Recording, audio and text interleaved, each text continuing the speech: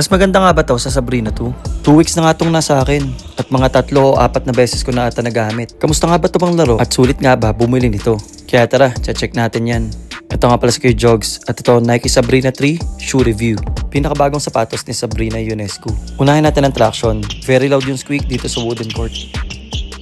Next naman sa laterals, di na kailangan ng break-in, makapit na agad siya. Na-notice ko lang, mabilis siya mag-pick up ng dust dahil translucent yung kanyang outsole. Pero konting punas lang, okay na ulit. Pero sana sa ibang colorway, mag-release din sila ng solid rubber traction tulad dito sa Sabrina 2.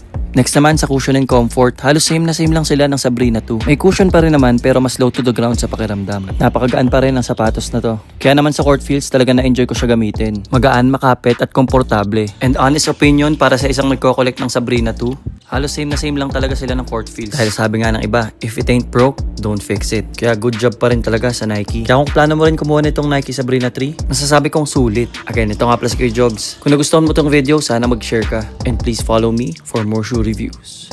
Peace.